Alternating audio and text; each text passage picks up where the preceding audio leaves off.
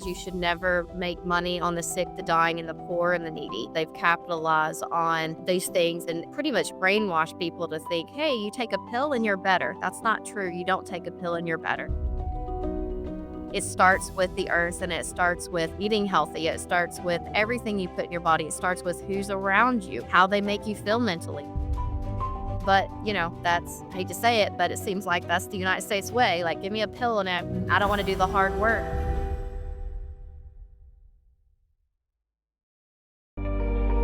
This podcast is brought to you by Penji. Penji is a creative subscription service that gives you access to pre-vetted, agency-trained creatives from all over the world.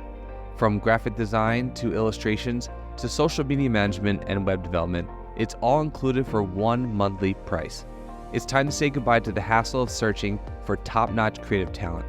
With Penji, you get quality and consistency delivered right to your inbox every day, carefully crafted for you by humans. So meet your new creative team today.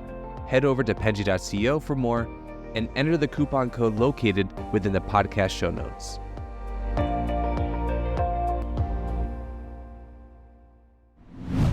All right. Hello, everyone, and welcome to Unified Purpose, the podcast where we share inspiring tales of compassion, resilience, and community spirit. I'm your host, Shannon, Penji's partnership coordinator, and I'm joined here today with a very special guest, Faith from Faith and Friends. Thank you so much for joining me. I really appreciate it. Yeah, thank you for having me.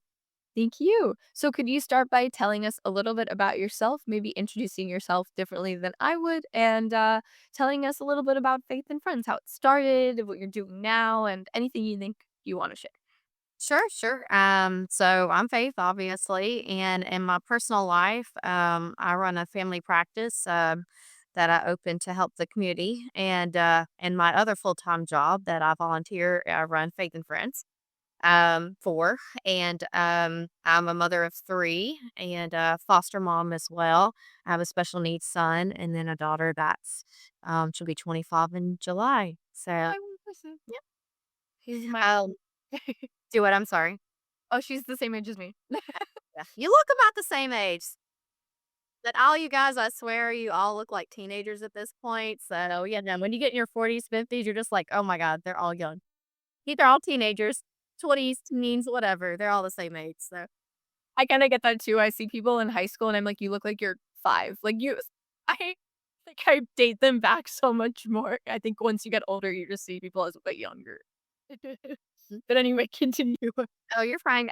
So yeah, I started Faith and Friends a long time ago, but I incorporated it in 2016 because over the years, I've seen a lot of my patients struggle. I've seen, I've had my own struggles. I struggled when I was younger, and horses were always a guiding light for me, and I know it can be, and animals can be for other people. And so, pretty much all the programs and stuff that we have at Faith and Friends are designed to, if I see something in the community where people are struggling, we look into it and see what we can do to actually help that problem. Faith and Friends has exploded over the last few years, and I really think that as far as like involvement and everything. And I think that's because people really are not well in the United States. Mentally, they're not well. Everything is so negative, and it's just you can turn on the TV and anywhere, Facebook, any of it. It's just really negative. And so, Faith and Friends is a safe place where people can come, family units. We do not discriminate against anybody. We welcome everybody in all walks of life. And our programs are tailored specifically to specific things. So we have like a Reading with the Rescues program where we couple the equine with any type of children that has any disability at all, and they get certified speech therapy, they get occupational therapy, and then they also get hippotherapy or equine assisted activities. And so it's kind of like a one stop shop. And again, any child with any disability can participate. And a lot of the families really appreciate this because they can't afford it or they can't get the services they need because we're in Tennessee, East Tennessee. There's not a lot out there to help parents with special needs kids. Another thing that we do is, the horses are always first, always. And so we rehab the horses. We take in the horses. that are damaged, they're abused, we focus actually on honor surrenders, but we take in all types and we rehab those horses 100%. We commit to them for life. And so those horses, after we've rehabbed them, are assessed for our therapy, our lesson, and our community programs, and then they are used in the programs to show people like, look, you're smarter than a horse, right? Well, if this horse can go through everything it went through and we can give it the time, the love, and acceptance and education that it needs to be a contributing member of society, you can do it too. People just need hope and they need to be uplifted, I think, these days, because there's so much negativity. And so we show them through the courses that it can be done, and then we just do it.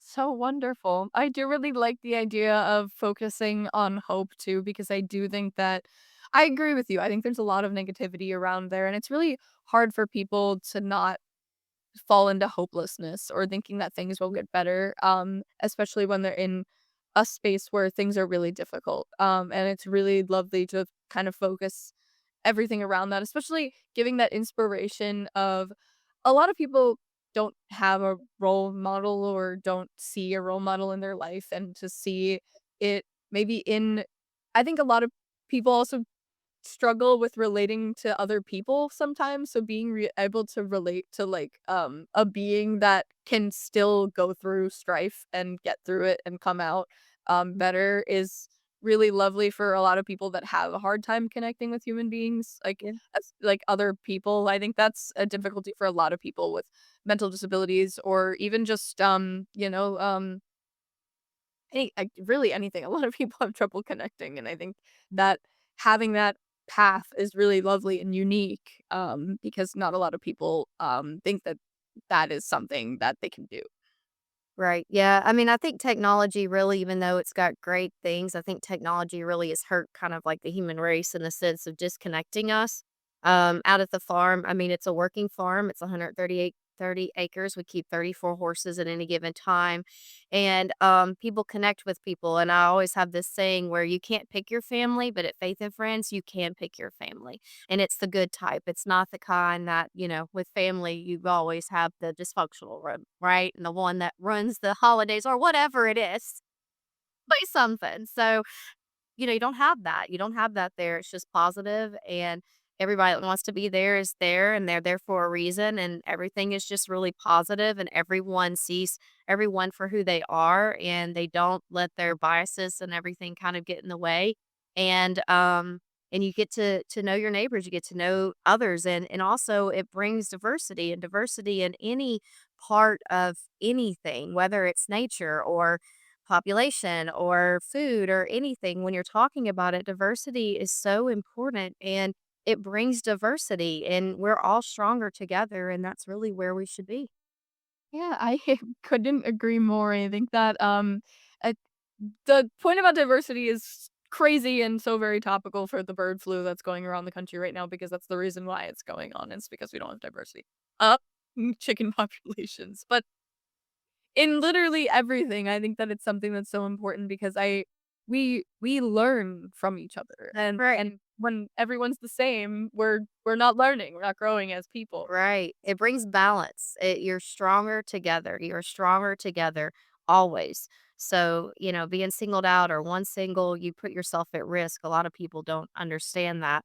And how I kind of explain it to people is, everybody's so intelligible. I want to get a full-blooded this. I want to get it like say the dog, full-blooded dog. I want to get a full-blooded dog. Well, those dogs, because they're full-blooded, quote unquote, they have genetic issues. So, like for example, the German Shepherd has hip dysplasia normally, and stuff, and that's the way they've been bred because they're full-blooded.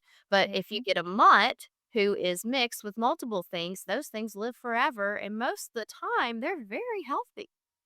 Yep. I always say mutts make the best dogs. It's truly, and to the point about, like, getting to pick your family in places that, foster community, I think that's such a wonderful thing because there are so many people that do not feel safe within their own family or don't Right. feel accepted, and I think found family is something that we just don't talk about as a culture enough, of that you're raised by your community. Like, it takes a village, so to speak. Like, you are raised by all of these factors around you, like your friend's parent, or maybe you spend more time there than you do at home, or all of these different things. And it's so lovely to be able to be in a space where you can meet people that you can choose that, because you can't pick your family, and sometimes it's not a great family. That's right, a lot of times, and I mean, I hate to say it, but I don't know what the stats are, but it's very high, like, I don't know, like, say 80 something percent. I don't know what the stats are, but it's very high in the United States with divorce. Well, with divorce comes blended families, which adds good, but at the same time, it adds a lot of negative, you know? And so, again, that adds things in your life that you don't have control over, and it adds problems sometimes. And so, it's just, we just need more safe places in the United States for people to come. And I wish that there were other organizations that would kind of lead the way and do this as well.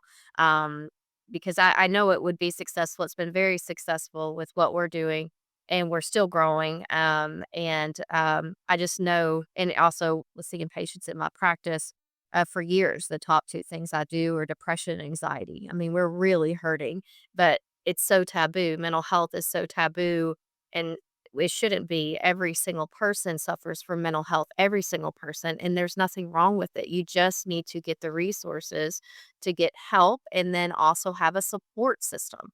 And then obviously be with the right providers if you have to have medication or anything like that as well. So, I don't know what we can do to change that, but it definitely needs to change. Yeah, I do think we need to focus on mental health a lot more in the country as a culture, whatever it may be. And I love creative ways of thinking about that, because this is exactly that, of that people also think that fundamentally, I mean, of course, for a level of mental issue, you may need medication to be a functioning member of Right. society. But Or there's so many mm, things that can be remedied by just changing your lifestyle or incorporating something. absolutely. Yeah, where medication is not even needed. Yes, I totally agree. And unfortunately, I think that goes back to the capitalisticness of the United States, which is not good. I don't care what anybody says. You should never make money on the sick, the dying, and the poor and the needy. And Yeah. that's pretty much what United States has done is they've capitalized on these things and pretty much brainwash people to think, hey, you take a pill and you're better. That's not true. You don't take a pill and you're better. It starts with the earth, and it starts with eating healthy. It starts with everything you put in your body. It starts with who's around you, how they make you feel mentally, how you make yourself mentally, I mean, it's just so many other things, other factors. But, I hate to say it, but it seems like that's the United States way. Like, give me a pill and that I don't want to do the hard work, but it's more rewarding too. Like anything in free in life is not worth anything. You have to work toward it. So you work toward your relationships. You work toward walking when you're a baby. I mean, how many times do you fall down? You have to get up. That's just part of life. But some people are not as strong as others, and that's where you pick your family and you surround yourself with positive people and people that maybe are smarter than you, better than you, brighter than you, happier than you, and they're going to bring you up. They're going to bring you up, and that's really what Faith and Friends is about, is bringing each other up, not tearing each other down, and getting away from technology, getting away from the things that I feel like are really disconnecting us these days, and bringing it back to basics. Yeah, no, it is so wonderful to have something like that, especially with the over reliance on certain models of capitalism that we think will remedy different things. I think there's more and more things coming out that are supposed to be quick tricks for Right. things that are supposed to work or whatever they may be, that are understudied. And it's I truly do think that happiness is and I think that's a lot of what these things are supposed to be remedying. I think that's the overarching thing that people want to reach, is happiness. Yeah. Is that your pain leads to me being less happy, like mental or physical. Yeah. And it really does start with just just your lifestyle and doing things and being around people that do make you feel happier. And obviously that's not a quick fix. Of course, like if you have people that support you, but you have a painful illness, that's not going to they're not going to fix it. But Right. there's so many things that can be remedied by just that simple step. Um, Yeah. so actually, a question for you. I was wondering what is your like volunteer process for this? Like, how do you get people to engage with Faith and Friends? And because I'm sure it's a lot to take care of the horses and everything like that. Yeah, so, we don't do any advertising because that costs money, and advertising, we are 100% volunteer ran, and so every single penny we're obviously a 501(c)(3) nonprofit, so every single penny that comes into the rescue goes back into the programs, so we don't have money for advertising. So everybody that's come to Faith and Friends is word of mouth, and then, of course, we have our Facebook, so those are probably the top 2 things. And so people, they reach out, we tell them to go ahead and fill out our electronic form, and we have a volunteer orientation every month. It's the second weekend of every month. And then there's like 20 something teams or programs that you can be plugged into. And so the volunteers, after they go through our orientation, they do the background checks, they pick where they wanna be plugged into, and then we plug them into it. So one of the groups that we have is a feeder group. We have a feeder group or team that comes in twice a day, 365 days a year. I train all of them. Most of them are family units because families, they want somewhere that's peaceful and quiet that they can come together, spend quality time, and get something back. And so I train each individual one, and then they come in and they say they pick Tuesday. Once they're trained and they're good, their family comes in, they take care of the horses, and that's their day to do it every week. And so we have, I think, around 70 people just on the feeding team alone. And that changes. I mean, people come off, come on, all that stuff. But that's a great way to help out. And you're getting hands-on, you also get taught how to do everything. I mean, we let them do everything. They lead the horses, they catch the horses, they groom the horses, they pick up their feet, they give them their medicine, they prepare their food. They do it all. And so it's not like they're just coming and brushing them and, "Oh, okay, well, I got my fix." No, you're actually interacting with these guys. And I mean, our numbers fluctuate all the time because we have horses coming in, horses leaving, that kind of stuff. Horses that get sick, so, right now it's kind of a high time. I think there's 12 or 13 that are on the feeding schedule, and a lot of them are older guys too. And so that's another thing we really talk about and preach to people about is, again, in America, everything's disposable, and it should not be that way. It should not be that way. If you have a dog or a horse, it doesn't matter, whatever animal has helped you and, rode you around for 20 years, and then, yeah, your kids are grown and they've moved off, but is it really right to dispose of that horse because you think it's old? No, and we do the same with people. I mean, the nursing homes, and that's not the right thing to do. So we all of those horses at Faith and Friends, they're over 20, and that would be considered geriatric. They're in our therapy programs. They're in our lesson programs. And so we constantly talk about, like, just because you're old does not mean that you are trash. It does not mean that you cannot be contributing members of society. Like, they can't do what they used to do, but they still can contribute. And we should be utilizing that also with our human guys, with all the nursing homes. I mean, they're just terrible. I used to go see patients there, and I mean, you just talk about depressing. Um so, I mean, so many things need to change, but, whole nother thing. But we just show that, these horses, if you take care of them, they can still be in their elderly ages, contributing members of society, and we commit to them for life. Every single one. We do. We commit to them for life, and that's the right thing to do. They're not disposable. Humans aren't disposable. Nothing should be disposable. No, that I 100% agree with that, and something that really, it was so interesting something learning about other cultures and seeing how they Mhm. look at certain members of society is so interesting because Yeah. um in college, I live one of my best friends now, is she was born in Russia, and they value their elderly population so much. It's like a privilege to get older. Um, and I remember I was on a phone call with my mom and a video chat, and she had gotten a new haircut. My friend, said to her, "Oh, you look so mom-like." And in our culture, that's an insult, to look like a mom. And my mom was like, "Why would you say that?" She was joking. She has a sense of humor. She wasn't actually upset, but my friend didn't understand why that was an insult, like, why that was not.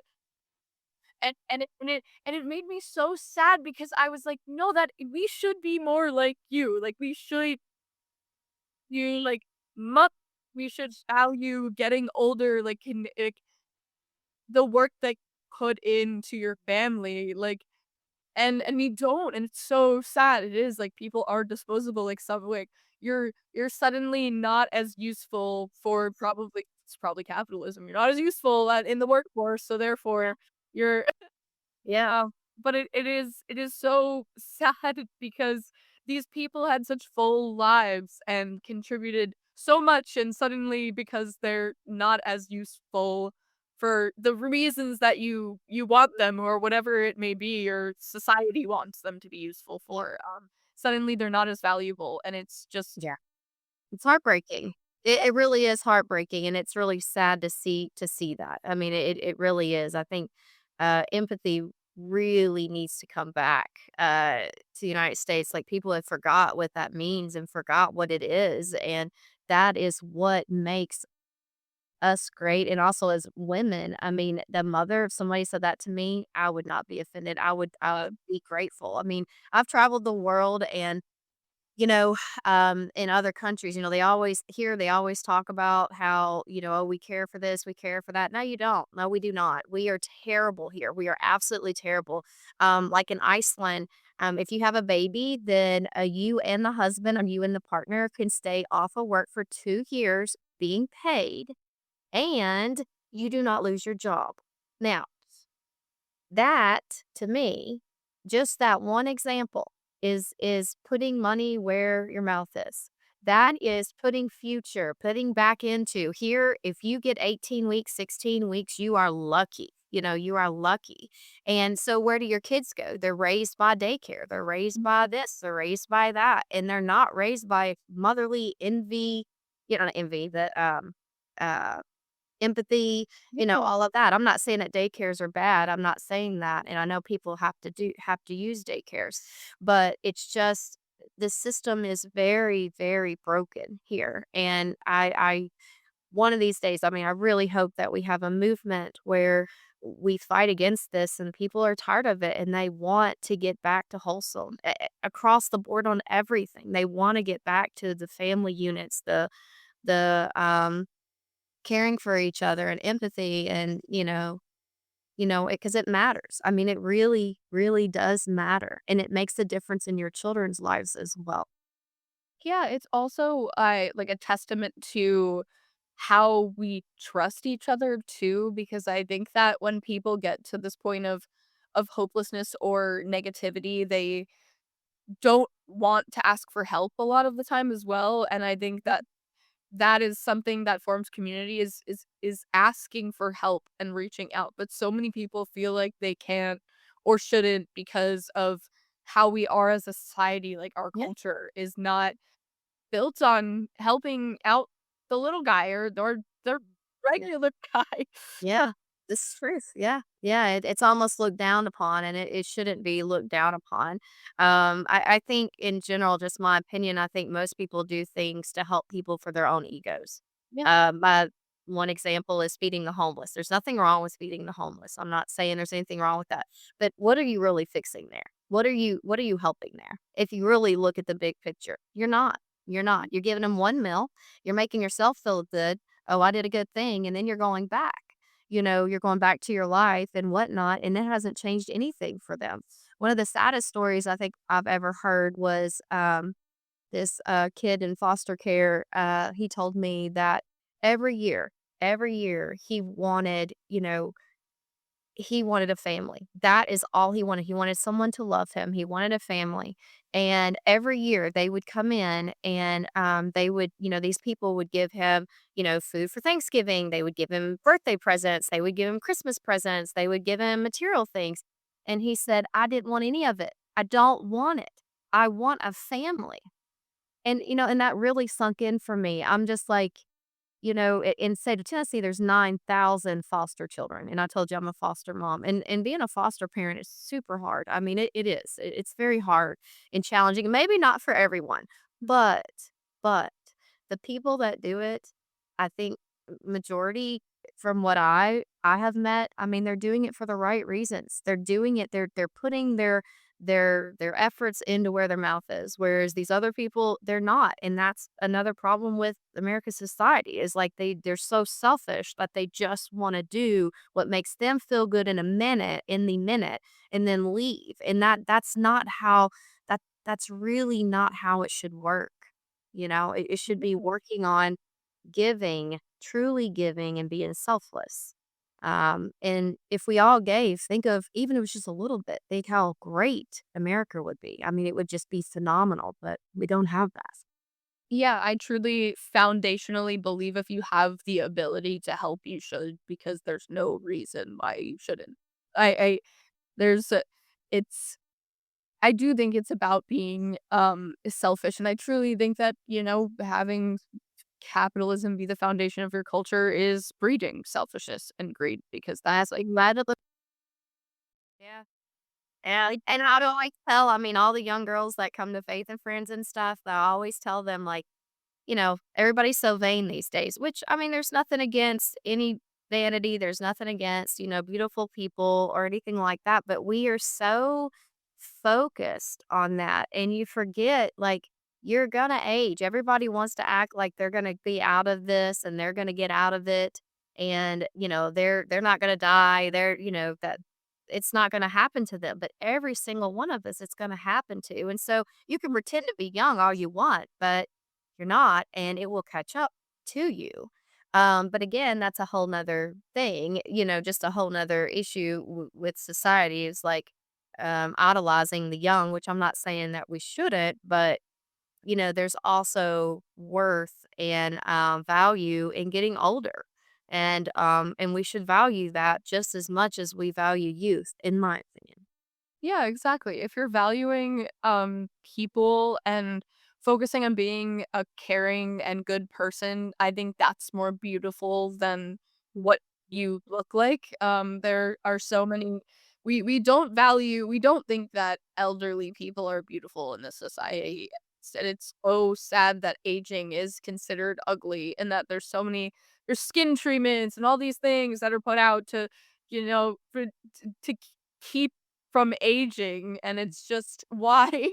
But Yeah. there's so many I see so much beauty in, um, like, I don't have any living grandparents, but I do have, a lot of, elderly people that live around my parents that I know very well, and I see so much beauty in them and learning about their lives Hmm. than, like, what they look like, because Hmm. I don't know, that doesn't matter to me. Yeah. I Yeah. just want to, like, it's just beautiful to know that someone had such a interesting life, and the Yeah. older you are, you have a more interesting life because more stuff Sure. happens. Yeah. Yeah. No, you're absolutely correct. You're absolutely correct. Yeah. And it's just so wonderful to get to know. So, actually, okay, that leads me to another question. So, what is I know that you discussed a lot of, like, younger youths that, come to Faith and Friends. Do you have, like, a wide range for different reasons?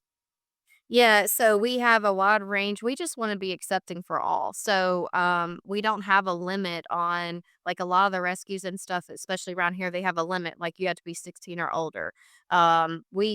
We don't have a limit. I've got a mother that has a newborn and she's got a 2-year old and a 6-year old and she comes and feeds. Like is I mean it we don't have a limit. And then we've also got people in their 70s and 80s that come, veterans that come, people that are retired, people that just want to pet the horses, but then they also, they're on the feeding program, that or they just want to come on the weekends and help fix things. I mean, we just wherever they feel comfortable is kind of wherever we plug them in, and we want them to be in as involved as they want to be, but we never want anyone to feel like they have to be there or anything like that. They choose to be there, and I think by having that, um, perception, then the people that are there are really there because they want to be. It's not because, oh, well, you sign up and you have to commit to this for 3 months or 6 months, or no, we don't do that. So I think by eliminating that, you really get the people that want to help and want to be there. So it's very positive. Yeah, And sorry, go ahead. I'm sorry.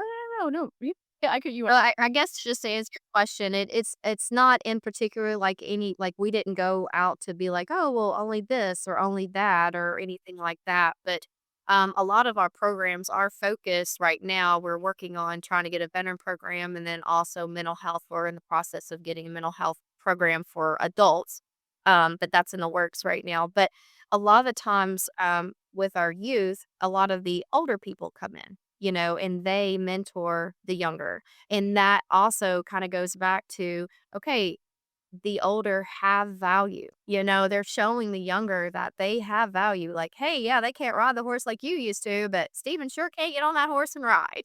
You know, has a lot of stories. Steven's only 77. So that's a question. Yeah, no, that's so wonderful, and I do. There's, like, knowledge life experience is value, like, it doesn't matter what that experience is or Yeah. not. I think that life experience provides so much educational value for young people, like, it it history is so important and valuable to make sure we're not making the same mistakes, like, that's why we have parents, that's why we have grandparents. There's Yeah, it absolutely. it's wonderful to be able to promote that as well in Faith and Friends because I think that and it's also the test it's what you mentioned about the idea that they choose to be a part of this and it's Yeah. not like something that's forced upon them. I think that's incredibly important because I do think that when someone feels forced into something, even if it's something that they wanted to do originally, I think that that makes them almost dread it. It's like going to work. Like you Yeah. love what you do, but then it's just you're doing the monotony of it and you know yet you have to do it that it becomes a chore even if it's Right. something that you like. Right. Um and even with volunteering, I think that comes with it too of to have the choice of maybe I'm having a really bad day today. I don't have the bandwidth to do this. Is maybe like helpful for a lot of people because it's not that they don't care. It's that sometimes like is if this is something that's supposed to help people and by volunteering that is also supposed to help you, then it's gonna help people in different ways. Yeah. Yeah, no, that's absolutely correct. And so with our feeding schedule, we leave it pretty open for our volunteers. So like say they can't make it on Friday, they just put it in the feeder chat, hey, whatever, I'm sick, I don't feel well, or I have something I have to go to. Could someone pick up with me or transfer or swap or whatever? And we have such a great group most of the time. I think I've only had to step in maybe 2 or 3 times in a whole year because we have such a just a great group. Like everybody supports everyone. Like, yeah, hey, I'll help feed, or whatnot. So I think having that rule for say, like you do not have to commit, for this amount of time, it just gives them leadway and also shows them that we trust them enough to be able to they have their own lives. We know people get burned out. That's okay. You've been listening to Fully Managed, brought to you by Penji. Check out the show notes to learn more about today's guest, and to learn more about Penji, the human-first creative subscription service, head over to penji.co. And by the way, if you're still listening, it would mean the absolute world to us if you were to share this podcast with a friend, and of course, subscribe.